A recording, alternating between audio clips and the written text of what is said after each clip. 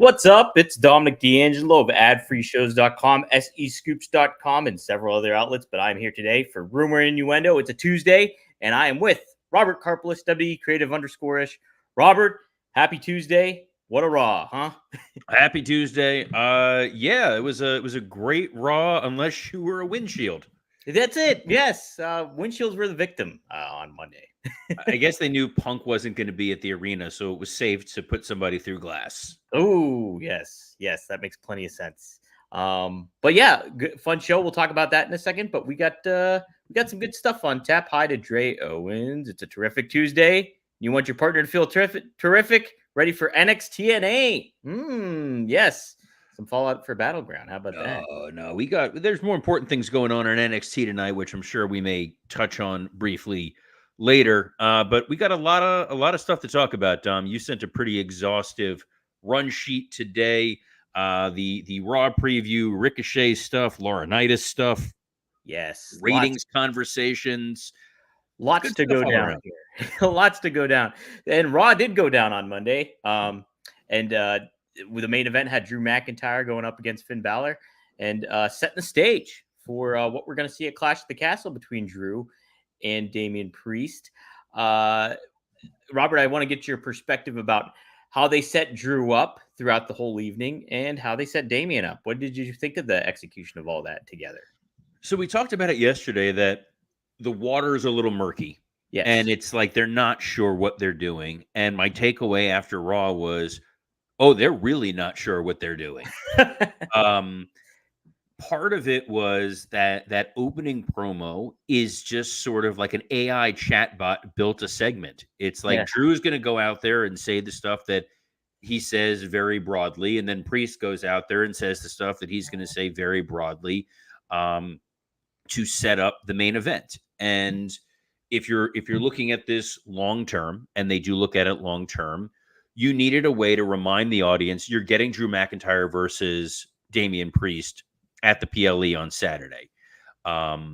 You don't know who's truly the babyface and the heel. Drew was a little bit more babyface than normal throughout the show, especially in that Sheamus segment, right, which really bugged me. Got to be honest, that one genuinely bugged me because I love smug heel Drew McIntyre. And when you endear him as a person, you're really taking away what the ultimate end goal was going to be. And I think the end goal became even clearer with the idea that now Judgment Day is barred from ringside. So that means no Carlito, no Finn, no JD McDonough, no Dominic Mysterio. So it is a true one-on-one match. So if Drew were to lose due to some sort of outside interference, it would have to be somebody not in the Judgment Day, Dom. Yeah, that little bit of a head scratcher you will want to see, especially if you're warming Drew up to continue this feud with Punk moving forward into SummerSlam. You want Drew to be as hot as a heel as you can possibly get. And well, you want to clear the deck. You don't want to give Drew a legitimate excuse beyond it being Punk. So the idea of making it a quote fair fight means the audience is going to decide who they want to back, whether that is Drew, who's clearly being disingenuous, or whether it's Damian Priest, who wears a stupid vest. What I liked kind of them setting up like Drew almost, it kind of made sense for the aspect. Okay, it's in Scotland. Drew's going to get cheered either way. Like, let's ride that momentum and just kind of have some fun with it. But you want to see it kind of make sense in the grand scheme of, hey, Drew's a jerk. So we want to see him be that jerk and not get corrupted by all this good stuff, friendship with Sheamus and, being in his hometown or home country and all that stuff. And just there's a lot of stuff going on that is really kind of muddy in the waters with it all. I would like to see Drew somehow pull the rug out from under Sheamus, but what kind of rug can he pull out from under Sheamus at this juncture? It's like Drew's got the stakes that he's got to be worried about. Sheamus necessarily not as much, obviously. Well, the long-term story they got here, again, is most likely it's going to be Punk costing Drew his opportunity. And Raw next week is in Corpus Christi, Texas. And I've run a Raw in Corpus Christi, Texas when I was there. So it's not a smart crowd for the most part. They're going to boo who you want them to boo and cheer who you want them to cheer. Mm-hmm. So Drew, angry about losing, Sheamus goes to comfort him. hey, buddy, whatever. And then Drew gets pissed at him. You set up a Drew and Sheamus main event. Maybe Ludwig Kaiser gets involved in there. You start intermingling a lot of things. You can get Drew back to being a heel. I think they just know this crowd's going to cheer for him no matter what. The only way that you could have made this crowd not cheer for Drew would have been a Drew promo talking about how he won his world title in an empty building. He didn't need the fans cheering for him. He didn't want the fans cheering for himself. He didn't do it for Glasgow. He didn't do it for anybody in the WWE universe. To hell with all of them. I don't need you cheering for me. I don't want you cheering for me. And then boom, audience is going to boom. Right, right. Here, Antonio Santos asked real quick, do you think it would be smart if Punk interferes in the match, even though he's going to be booed? What do you think, Robert? Yeah, because there's still a part of the audience that, yes, Drew is the local guy, but he is still a heel. And they're going to pop where it's, oh my God, it's CM Punk. That's still an impressive thing to see. The last time Punk was over in the UK, things went swimmingly for him. Nothing bad happened. Absolutely nothing. Totally fine. Clash of the Castle last year, the landscape was so different. There was no CM Punk even on the radar of being part of the WWE. So this idea that the crowd in Scotland's going to get to see Punk, they're going to pop for him. And if they're invested in the story that's been told going back to the end of 2023, they're going to take that ride. Some may cheer, some may boo. They will get a reaction. And I think that they're planning for that. But that's a good point. I don't think that the audience is going to suddenly warm to Drew and hate Punk, especially in Corpus Christi, Texas. Right. Yeah. Unless Punk wears the abortion shirt, which I kind of hope he does because I love that. That's tremendous. Well, what else did you love about Raw? Would you think we got to see Braun Breaker beat Ilya Dragunov, but also seemingly right off Ricochet? Was that well executed? What do you think of all that aspect, Robert? Whew. That Braun Breaker Ilya Dragunov match was so perfectly timed. And here's why I'm going to say that. This is very much peek behind the curtain. And I love stealing Conrad's terms. The working stiff group was sending texts back and forth while I was watching Raw during this match, and Dan sent out a video of the Alicia Fox Teddy Long wedding. Yeah, and you realize this is what we were getting, and then I look at my screen and I go, this is what we are getting. And kids, life is good right now. If you are a WWE fan, this match was physical. It was hard hitting. There were a couple moments where Braun was hitting forearms that you saw where like there was a country mile between him and Ilya. But they made the impactful moments feel like everything hurt. Those spears genuinely felt like they hurt when he was flinging Dragunov into the announce table. Yeah. Thing of beauty. I was a little surprised at the clean finish, but I think we're conditioning the audience that you can get a clean finish over a guy and he's going to be okay. Jey Uso lost clean. Orton lost clean. Nobody's worried about their drawing power. So I think Ilya is going to be great. The Ricochet save after, and the whole him and Ilya in the back before, the little red herring of you and I, we're gonna do this again. And then he goes out there and he makes the save and he's like, I'm not done with you, Braun. You're like, oh, maybe this is going to be okay. And then you realize, no, this is a horror movie. Don't go in there. Don't go in there, Ricochet. And he gets Rey Mysterio lawn darted right into Jimmy Hart's head, which was right. Oh, Jimmy loved that. And then I'm not going to do that to people's ears. I'm not going to do the Jimmy Hart thing as well. And then slammed into the hood of the car, selling it like he's dead. Samantha Irwin like crying and getting in the ambulance with him. So well done. And if this is the end of Ricochet, and I really hope it's not, a good ending. However, it's not a great ending just because I think this was a really impactful moment.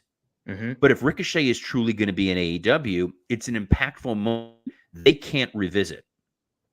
And because he's going to be in another company, you don't want to call attention to it.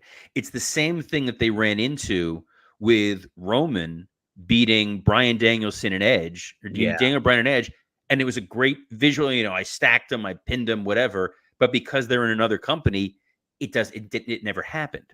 Mm-hmm. And while they are acknowledging a broader world, they are not acknowledging AEW. No. I do think though that they could. I mean, it's a great moment. That I think that the visual of him getting slammed through, the windshield and the ambulance getting carried off. I think that is a great moment. I think though you can create more of those crazy moments with Braun Breaker with other talent if you want to, where he's just running roughshod over everybody and just destroying it. And so you can set up those kind of memories, supplement it almost, if you will, for what you got with Ricochet, and kind of carry off on something else too. But so you can, but that moment crossed a line in the confines of television. Yeah. So you need Adam Pearce to respond. It was smart to not have him there that week.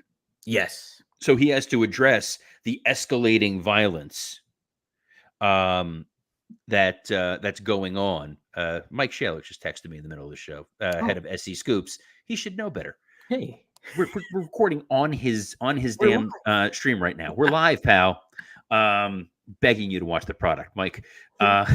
Just taking shots. That's my boss. by not having Adam Pearce there, he's going to have to address it next week. And you got to have some sort of, there's consequences for what happened with Braun. And I love that this is all stemming from Braun just being mad that he wasn't in the King of the Ring tournament. So you're continuing to make that tournament feel important. Mm-hmm. Yeah. I like it.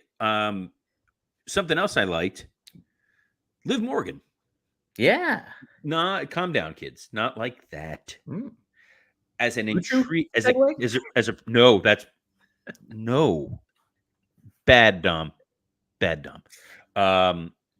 This idea that she's seducing Dominic Mysterio in such an overt way, and he's trying to hold back. This is what it made me think of. We're going back a ways here. Did you ever see American Pie 2? Yes, of course. As a plane flies overhead. I remember seeing American Pie 2 in the theater opening weekend. And spoiler alert for a 21-year-old movie, Jim finally is alone with Shannon Elizabeth's character. And he's about to close the deal, and he realizes that he loves Allison Hannigan's character, and he leaves. He was about to hook up with Nadia, and he leaves. And I was in that theater, and the audience booed. How dare you give up the hook up with Shannon Elizabeth when you're choosing love instead? Right. There's Dom nuclear heat, and then there's rejecting hooking up with Liv Morgan heat that I don't think even he can survive. But the best part of this, the star of the chef's kiss, the other chef's kiss, and this is Rob Fee, who's mapping a lot of this stuff out, and he is brilliant. Finn Balor taking the hotel key when they were doing the group high five. Yeah. Was, I mean, what a moment. And we'll get a payoff. We're going to continue to tell this story. And Finn, look, it was a rough night for Finn. It was. Losing in the main event, but he's got that hotel room key, and hopefully the loss didn't knock down his confidence. But if it did, can we recommend to him our friends at Blue Chew? Yeah. This episode is sponsored by Blue Chew. Let's talk about sex. Guys, remember the days when you were always ready to go? Now you can increase your performance and get that extra confidence in bed. Visit BlueChew.com. Blue Chew is a unique online service that delivers the same active ingredients as Viagra, Cialis, and Levitra, but in chewable tablets and at a fraction of the cost. You can take them anytime, day or night, so you can plan ahead or be ready whenever an opportunity arises. The process is simple. Sign up at BlueChew.com, consult with one of their licensed medical providers, and once you're approved, you'll receive your prescription within days. The best part, It's all done online. No visits to the doctor's office, no awkward conversations, and no waiting in line at the pharmacy. Blue Chew tablets are made in the USA and prepared and shipped direct to your door in a discreet package. Look, guys, we're not all getting Liv Morgan slipping us her hotel key, but the next best thing is if you're getting slipped a Blue Chew, because Blue Chew wants to help you have better sex. Discover your options at bluechew.com. Chew it and do it. And we've got a special deal for our listeners. Try Blue Chew free when you use our promo code RUMOR at checkout. Just pay $5 shipping. That's bluechew.com, promo code RUMOR. To receive your first month free. Visit bluechew.com for more details and important safety information. And we thank Blue Chew for sponsoring this episode of Rumor and Innuendo. And like Antonio Santos said, Jim used Blue Chew. The Bandcamp girl didn't need a flute anymore. So how about that? Yes. American Pie 2. I love that. I love that whole series. It's the crazy thing. The only reason it's stuck in my brain is next month, July 8th, is the 25th anniversary of that movie coming out. My God. I feel like I'm 1,000. Yeah. I remember sneaking into the theater to go see that movie. That was a big deal. And now it's, these kids don't know. They don't get it. They don't get it, Robert. These damn kids. So other things going on Raw. We had there were other things going on Raw. Yeah, there were other stuff. Sami Zayn and Chad Gable. Sami take on Otis. What are you thinking of this? It's kind of, I don't know. It seemed like they were just staying the course, but I don't know. Little bit. I want a little bit more picking up on this thing. If it wasn't for this damn pay-per-view PLE on Saturday, we would have already gotten our payoff. Yeah. Mm-hmm. And the Otis payoff, we've teased it now twice. Just, we need to get there. It was just missed time beats, but I think part of the problem was they didn't know if Chad Gable was going to stick around. And the rumor and innuendo, Dom, is that Chad Gable has signed a new contract. So I think now they can more confidently move forward with the storyline, but they were sort of treading water a little bit. Mm-hmm. Yeah. And if you put the context of it, that makes a little bit more sense. But as a television viewer and as a fan, if you're just watching, you don't know all the ins and outs and you're just, hey, what the heck's going on? Let's pick this thing up here. Why is Otis still him and Han and, lay the hammer down on Gable kind of thing. I tell you what, though, Tozawa really looks like a victim here. Like his body language is just completely dejected. It's pretty well done on their part. Can we also talk about the strangest thing on Raw? Uh-huh. Braun Breaker. Yep. Pat McAfee. Mm-hmm. Maxine Dupree have achieved a level of unnatural tan that is genuinely frightening. Like even Hogan would be watching this and concerned for their health. I don't know what you all are doing, but yikes. Like Maxine was glowing. And not in a radiant way, not in a pregnant way, and the fact that she looked like the Thing from Fantastic Four. There was a lot of tan going down there. And speaking of rock hard, no, I'm kidding. Damn it, we don't plan out. I gotta say, we don't plan out the Blue Chew ads. They just arise naturally. I can't help myself. Yeah, but that would have been the perfect segue there. I think we covered the majority of Raw. The big thing is just, well, I would have liked to have seen AOP beat Awesome Truth. Yeah. Because I don't want to see Awesome Truth anymore. And I don't know what photos or videos or documents Paul Ellering has on Hunter and the organization. But the fact that he is getting paid to just stand there doing the Phil Jackson diamond hands and nothing else. What an analogy. Bless your heart, Paul. I love it. I love everything about this for you. He clearly, he may have the Janelle Grant smoking gun for all I know, and that's why they just keep him around.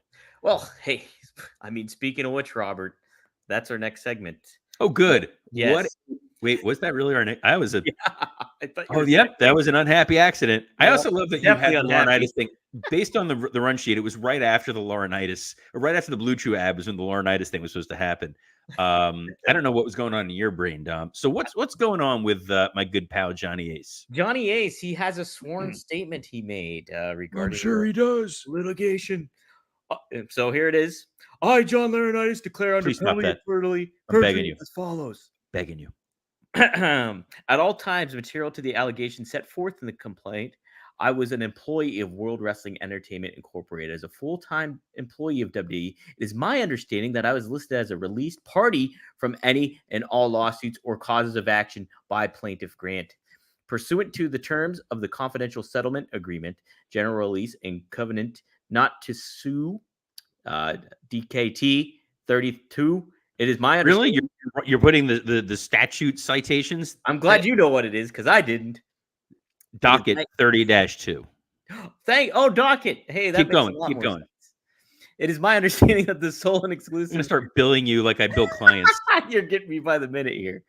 The sole and exclusive legal method to resolve any dispute related to the confidential settlement agreement would be a binding arbitration under the Federal Arbitration Act. Robert, Johnny Ace, really trying to distance himself here, trying to get out any which way he can. He's trying to say that he's protected under the umbrella of the fact that there was this settlement agreement that was signed, and if there was a lawsuit pursuant to the settlement agreement, it would go to binding arbitration and not open court, because he wants to keep all the creepy, dirty nonsense that he did in that hotel room quiet. And I think for all of our sakes, we don't want to know the depths and depravity of what goes on in that dynamic dude's brain. Well, you know what? That the fact that the feds are into it, The feds. Looks like we're gonna get a whole lot of Johnny Ace we don't want to see. I like how you made this like an episode of The Untouchables. well, see, the feds are on to Johnny Ace. Oh, we got gonna the Rico case going on. Nope. Just what? Hey, Dom, what's next? You don't want to talk about that a little bit more? I so absolutely do not want to. It's not really a new. I mean, it's reasserting what he's already said, which is they all want to keep this in arbitration. They all want to keep this thing quiet. And if he is an employee and they deem that he was protected under this, then he has a further claim and da da da da da. And we'll leave that for his lawyer, which I'm hoping is just a sock puppet to handle. I just wanted to do it for the Johnny Ace impersonation. That's all. I know. That's what we're here for. Okay. NXT and AEW. Obviously, they're on different nights, but NXT has Cody Rhodes appearing this week. And then on top of it, AEW is going up against sports playoffs. So did you just say sports playoffs? Like that's an expression people say. The athletic playoffs are going on right now. Okay, yes. They're up against the athletic playoffs. Putting Cody on NXT is a great way to boost ratings a little bit, because we know that Friday's show is a taped show. Mm-hmm. So this is the last opportunity for Cody to give a live promo to talk about the AJ Styles match. It's been a truncated build, but a decent build. The I Quit stipulation, the James Mattingly III from the Wonders style stipulation, that the loser will say, "Quit. I quit." All right. I didn't get that. That was over my head. I'm sorry. You never saw That Thing You Do? No. Dude. That needs to be your afternoon. Okay. You need to watch That Thing You Do like immediately. Given how much you love like music from that era. Yes. And that it's, that your region. That's a good point. Yeah. And doesn't Tom Hanks direct that? Is that the one? Tom Hanks directs it. He wrote it. It takes place in Erie, PA. What? They talk about Steubenville, which is your favorite place, the home of Dean Martin. Yes. Which I have to watch this movie. Also randomly came up in Ed O'Neill's interview on WTF with Mark Maron. Oh, how about that? They were talking about Dean Martin in Steubenville. Oh my gosh. Okay, I gotta listen. Because he's from Youngstown. That's right, he is. He got drafted by the Steelers, by the way. Ed O'Neill. So he talks about that in depth. Yeah. Okay. And he talks about how he wasn't actually drafted, but that he signed listen, why am I plugging Maron's podcast? hey folks. He's part of Glow, so indirectly wrestling. Oh, not only is he part of Glow. Look, there's a little teaser. there is an upcoming WTF guest that I am extremely excited to hear this You? interview. No, not me. Got to kayfabe who it is, but it'll be worth it. I promise. We'll plug the hell out of that when that comes. But instead, we're plugging Cody appearing on NXT, and then AEW is going up against the sports ball, Yes. and I think they're actually doing Roosh MJF on Dynamite, aren't they? I wouldn't be shocked.